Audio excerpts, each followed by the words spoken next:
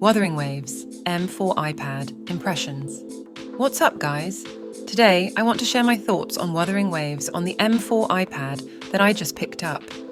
I maxed out all the graphics settings and it runs pretty smoothly. I've had a few frame drops, probably from loading, but nothing too bad. What you see here is pretty much how it looked for me, since it's capped at 60 FPS, which is all YouTube will allow, unlike Genshin at 120 FPS. Everyone compares Wuthering Waves to Genshin, and it's hard not to. But I'm not here to hate on the game. However, I do have one major gripe. I need controller support. The fighting is honestly so fun, but it would be perfect with a controller. One of my favorite aspects is the jump attacks and jump dodges. My timing and direction needs some work, but being able to jump, attack, or even jump dodge, then attack is so fun and adds a nice break from danger. It feels great to have skills almost always available, even though I don't have my echoes yet and only one other character. I'm planning to make teams similar to Genshin, with one main DPS and others to complement them. I'm also trying to go as far as I can without upgrading anyone or anything, so I can save up all materials until I know what I'm doing. I might even save my wishes, or whatever they're called in this game, for future characters, but we'll see how that goes. Back to the graphics and mechanics. The game looks great despite being on Unreal Engine 4. I have to admit I'm not a huge fan of UE4, but after this and Stellar Blade, my mind might be changing.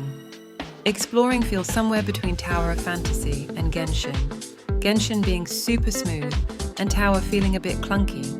The items you pick up don't look as clean as in Genshin, which might be because Wuthering Waves has a more realistic style, giving it a basic video game feel. Genshin did it differently, and I don't really know how to explain it. Genshin has years and millions of dollars behind it, so I'll give Wuthering Waves time, but I really hope it can hold my attention for a long period. I have the 13-inch iPad, and when it's on my lap connected to the keyboard, it's not too bad playing with the touchscreen. It's a bit large and uncomfortable to hold by itself, though. It doesn't get hot either, thanks to the copper in the Apple logo that helps keep it cool. I also have the 1TB model, so I have the extra CPU core and 16GB of RAM versus 8GB on the lower models. The hotkeys from the PC version actually work on this too, but you can't move with the arrow keys, so it's awkward. You have to move on the left side of the screen, the same as the hotkeys for attacks, which makes your hands overlap weirdly. I feel like they will add support for this eventually. One last thing though, do the idle animations just cut off on you? Maybe you unlock longer idles as the character levels up. Kind of like Genshin, but they're idles. That's so sick if that's the case. Well, okay guys, that's it for now. Thanks for watching, and I'll catch you in the next one. LNF please. Later.